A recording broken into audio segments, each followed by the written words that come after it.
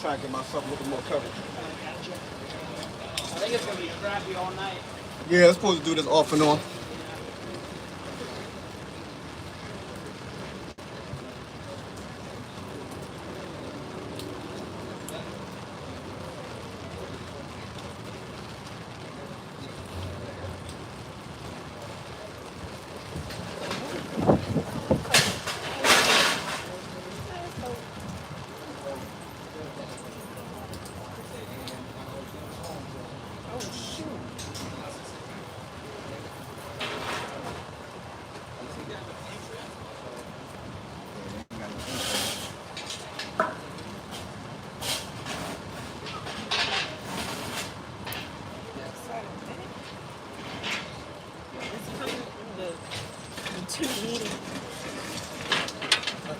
What's going on with you? How you doing, man? Good, how are you? You all right? You all right? Yes, sir.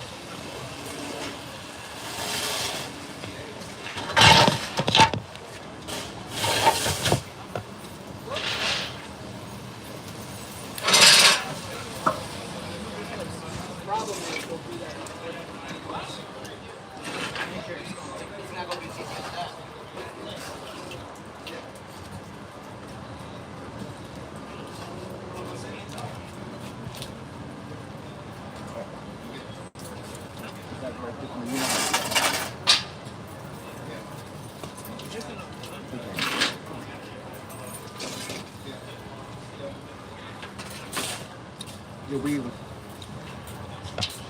live a little early.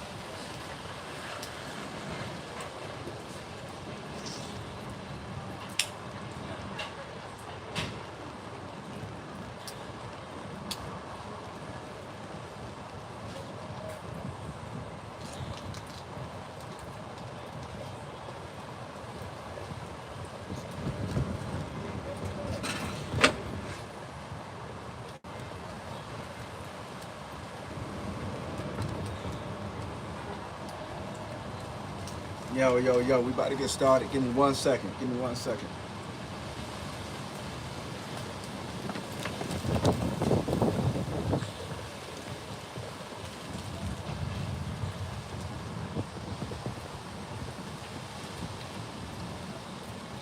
We about to get started in 1 second. We get a couple minutes for other people to get in here. We about to get rolling.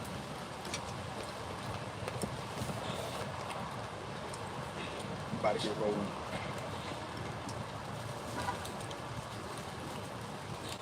We'll be back in the studio soon, I promise. We'll be back soon. Back there. So I give a couple more minutes.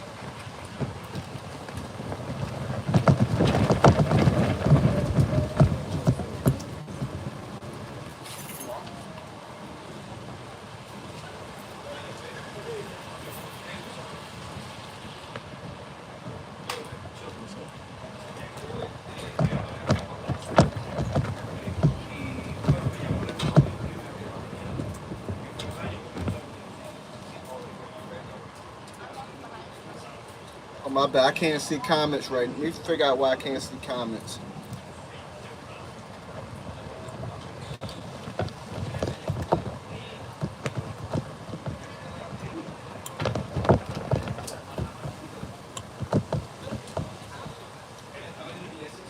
Detroit, what's going on? Juan, what's going on? Appreciate you being in here, bro. Yeah, I had to fix it. I couldn't see no comments. I had to fix what was going on. Hey yo, politics on the corner, bro. Rap King. Man, what's going on in the world today, man? But I want to give a shout out to my boy Phil, the podcast doctor. He's still getting better. I'm gonna give him some time to make sure whatever that was, you know what I'm saying, it's out of the system. But I talked to him today.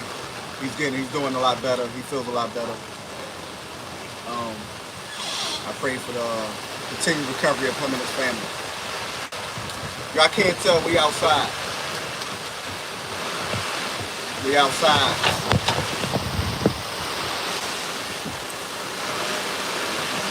I love being outside. I feel like it add a whole nother element to whatever it is we're talking about. This ain't for everybody.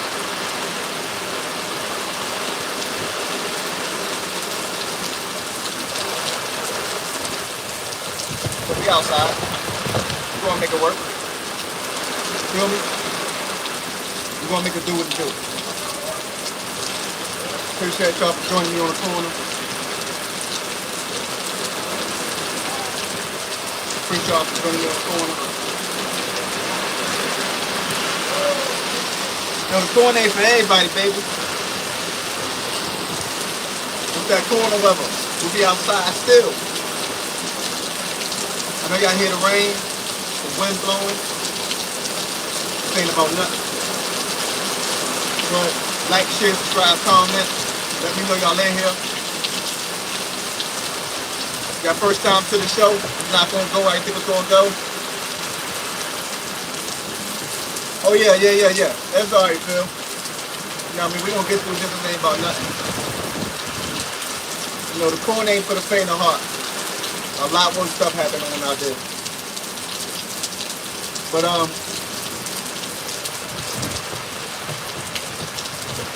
first time to the show, it ain't gonna go. I think it's gonna go. That's a lot of little stuff, man. I want to talk about. I don't know if I'm be here for an hour today. There's a lot of little stuff I want to talk about. Somebody asked me Sunday night. Happy Father's Day to all the fathers out there. Double back, my bad. Happy Father's Day. Shout out to the men that do what they supposed to do. We ain't worried about the suckers. If you don't take care of your kids, don't wish me Happy Father's Day. I'm just saying, don't do that. Like, you're not gonna get a response from me. Be a man about whatever it is you do or don't do. If you don't do man stuff, you're not gonna get man recognition. It is what it is. But those dudes out there that do what you're supposed to do, through hell, rain, sleet, or snow, I salute. I salute. Ain't no such thing as a mother being a mother and a father. Please stop that. Ain't no such thing as a father being a father and a mother. Ain't no such thing. I'm sorry that, whatever happened with the dude that you laid down with, it ain't go right and he ain't do what he was supposed to do. That'll make you a daddy. It'll make you a strong woman, though. It'll make you a woman that do what she gotta do. That's exactly what that makes her.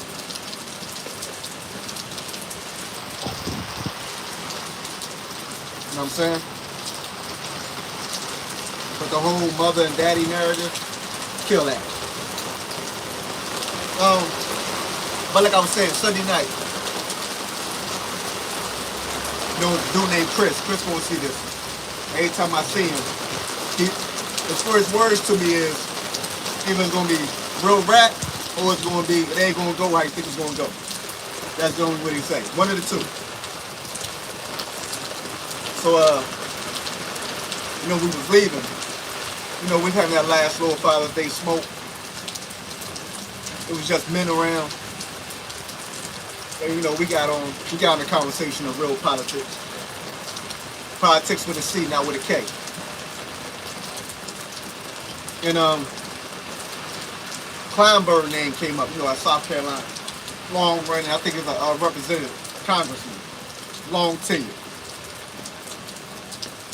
And you know, it still baffles us that the fact that he's a major part of the reason why Joe Biden was elected president.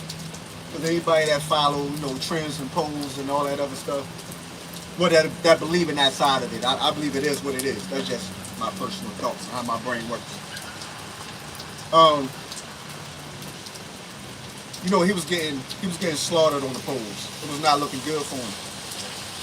And he got with Mr. Clyburn, and Mr. Clyburn, you know, put him on his back, all intents and purposes. Put him on his back.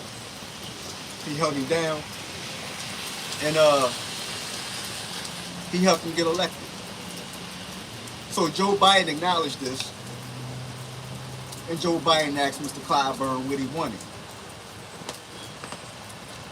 And the only thing he could think of was to make the Negro hymn the national anthem. Or something to that effect. Now, anything you could have asked for, that's what you asked for. You asked for something that got 52 verses to it, that the average person don't know past the first two, or the first 4 bars, and that's all you thought to ask for. Well, you could ask for a whole bunch of real progressive measures that would have helped these real communities going through what they're going through.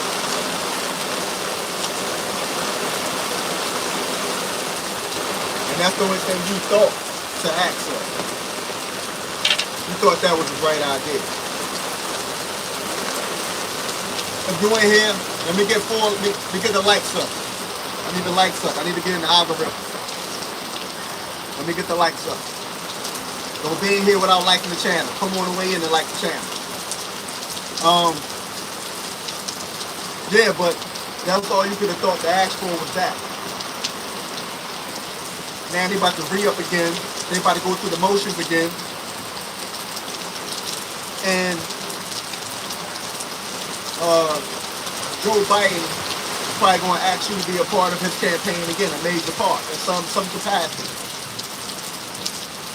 Whether Kamala is going to be the VP or not, you know, that could remain to be seen.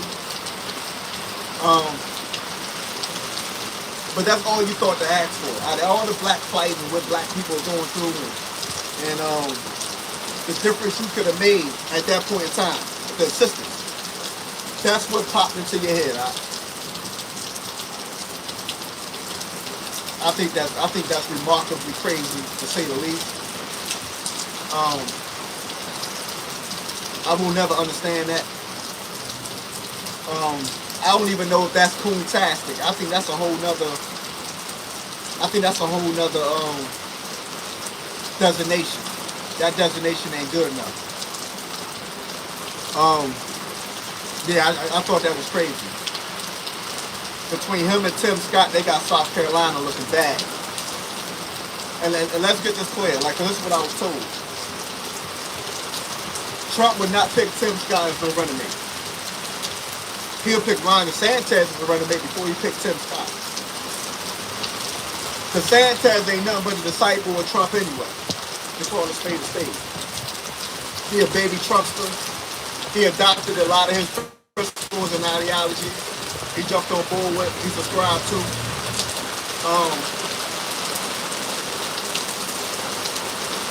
So I mean, that would be the perfect person for him to pick. And a lot of people like to do for whatever reason. I mean, I got my own feelings about that, but you know, I think I can surmise what those reasons are for.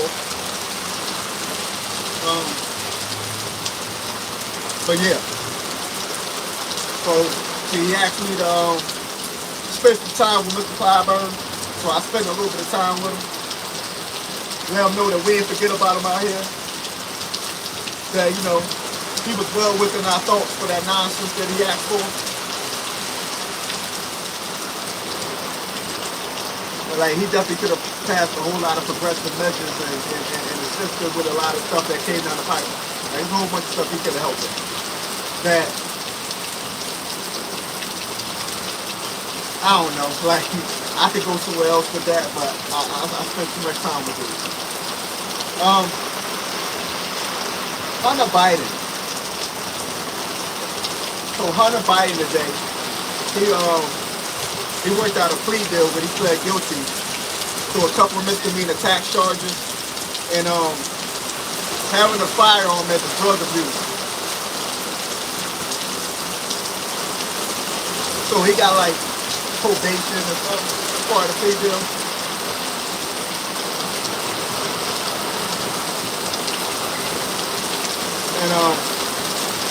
And he got probation as part of the plea deal. They worked something out.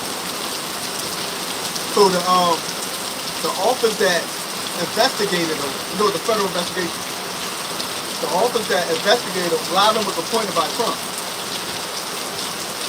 Right? This investigation has been going on since 2018, like for the record. So these are Trump appointees that went after Biden. Hunter Biden. So what I want to point out with that, like I said, don't go out, people think it's going to go. The point of me of bringing this up is that what Trump is currently going through, a lot of people said that the Biden administration is weaponizing the Department of Justice, right? But this investigation with Hunter Biden been going on since 2018 when Donald Trump was president. So did he weaponize the Department of Justice against the Biden family? See, this is why I don't get hung up on and caught up on politics and all this nonsense. I'm going to change politics to with a K. You know what I'm saying? Like, I don't get hung up on all this foolishness. Because a lot of y'all ain't going to keep it a buck no way. So, Donald Trump was president. The people that he appointed, his personal appointees, opened up an investigation on Hunter Biden. Remember, there's a lot about a laptop. You know what I'm saying? Like, so it was a multi-layered investigation. A lot of it, his dealings with Ukraine and China, right? They was investigating that. Whether or not he had any election tampering, it was investigated. All this sound familiar? Do any of this sound familiar?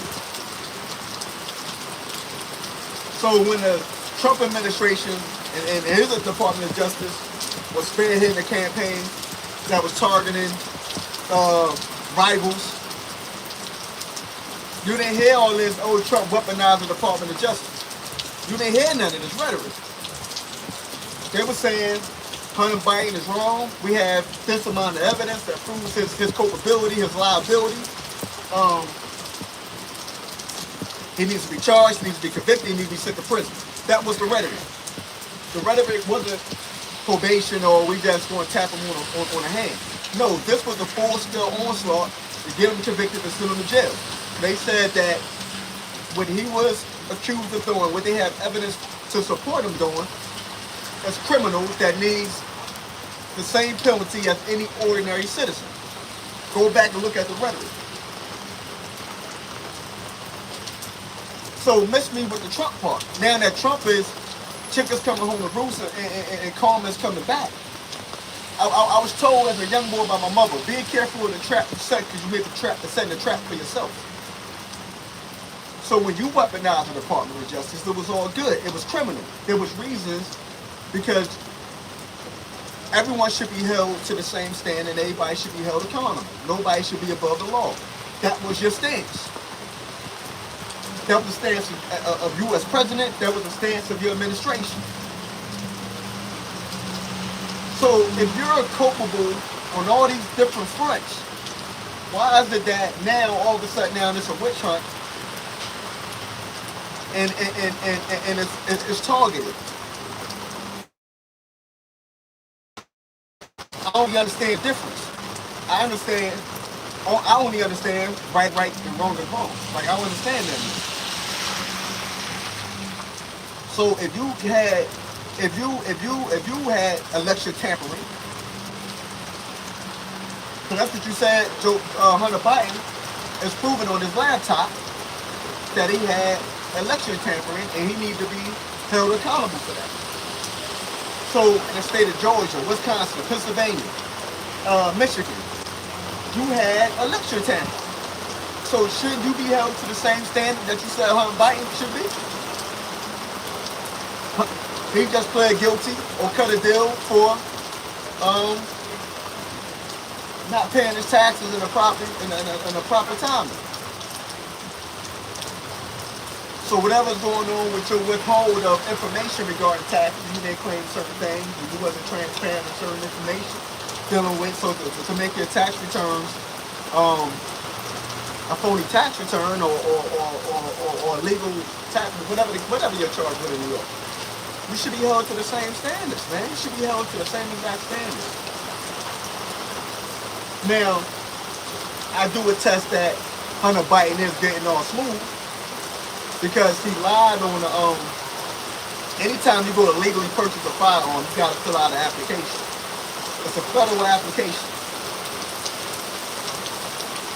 He lied on that application about prior drug use or whatever the case may be. There's a question on there asking pretty much, have you ever been convicted or been treated as a drug abuser? He said no. He falsified an official federal document. So he should be held to some kind of liability and accountability for that, absolutely. I don't think probation should be it because that was me. That would be 12 months minimum mandatory. It was 12 months or 24 months. I can't remember what's on that form. I want to say it's like 24 months, mandatory minimum. For falsifying any information on that document. Next time y'all go purchase a gun legally, look at the bottom of it. I think it's on the second page where it tells you to falsifying any information on there is a federal crime. And you should be held liable accordingly to breaking the federal law.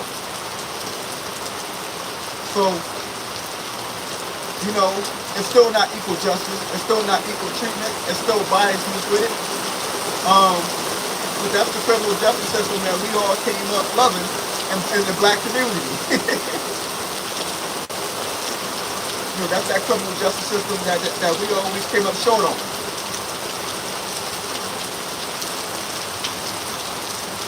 So, you know, it's never been equal, it's never been fair, and that's been part of the problem with it.